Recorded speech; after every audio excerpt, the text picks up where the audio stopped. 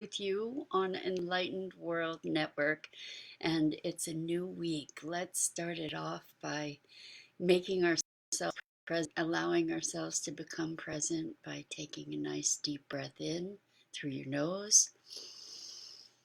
Hold it for a second or two, and as you release it, just exhale any tension in your body. Allow your shoulders to relax and your neck and your jaw.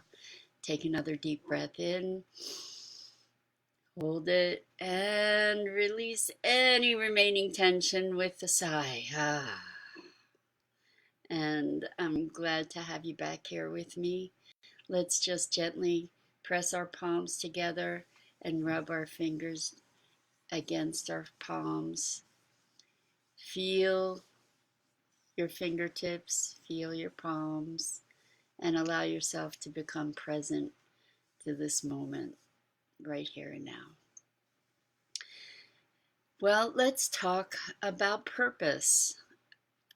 I think in this time of a global pause of sorts, we have occasion to dig deeply and to reflect more than usual. And hopefully, we make best use of this opportunity for reflection to look at the direction of our lives and what we're up to and what's meaningful for us. So I've done some channeled writing for uh, a number of years, and I just would like to read what I think is a poignant excerpt from this. This was written some time ago, but it's still quite relevant.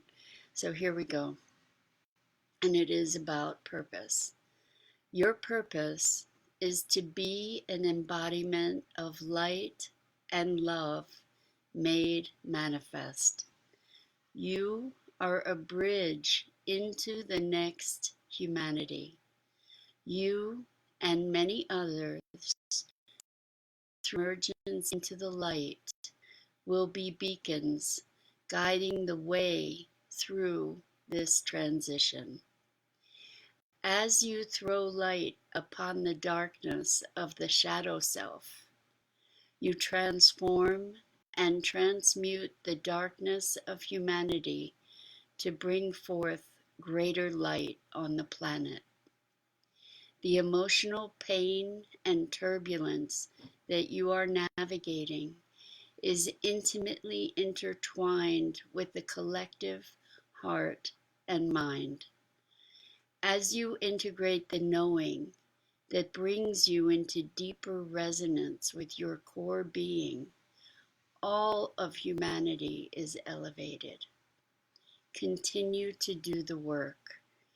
Plumb the depths and do not fall prey to the experience of despair as the face of truth. For beyond despair is the door to freedom. Greet despair when it arises as the last illusion, the last barrier to awakening. Bear witness to it without judgment, without empowering it to become your truth. Observe it as a passing drama, and be mindful not to assume it as an identity.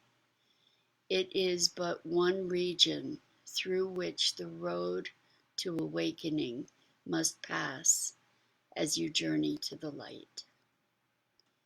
So I think this passage talks about a number of things that we're all uh, confronted with at this time is the emotional upheaval, the upheaval of the world, the upheaval of structures, and the idea of the microcosm and the macrocosm, where the emotions that we individually experience are a reflection of the greater collective. And so this is talking about recognizing and embracing those parts of ourselves that we might consider to be the shadow self or our darkness. And the encouragement is to recognize those parts of ourselves and to be present to them without judgment, without making ourselves wrong for feeling the feelings that we feel. Uh, because in in judging our emotional experience or any of our experience, what happens is that we kind of lock it into place. And by allowing those experiences to move with acceptance that that is part of a greater whole, we are able then to move through those experiences into the present moment. And beyond despair is the door to freedom. So what this is also talking about is don't take on these feelings and these experiences and even your thoughts and reactions. Don't take those on as an identity. You can expand your notion of who you are to be broader than all those things, to be broad enough to encompass all those things and more. And as we allow ourselves to expand to include all these different aspects of ourself and of the world, then we become freer. We become more awake and more aligned with the true nature of ourselves as the embodiment of light and love made manifest. So, um,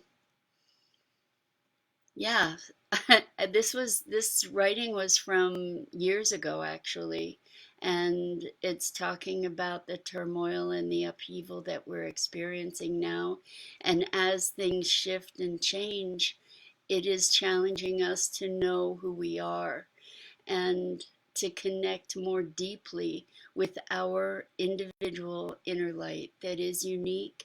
And it's so important to know that it is our time to share that light, that it is our time to connect with and share that light more brightly than ever we could have imagined possible. Because by sharing our light, we brighten the world and we uplift, and we are, as the writing said, the bridge to the next humanity. So we have the opportunity and the choice to lead with light. And that's the invitation and the encouragement for today is lead with light. And I have great love and great compassion for you. I thank you so much for joining me, and I hope I'll see you again tomorrow. Thanks.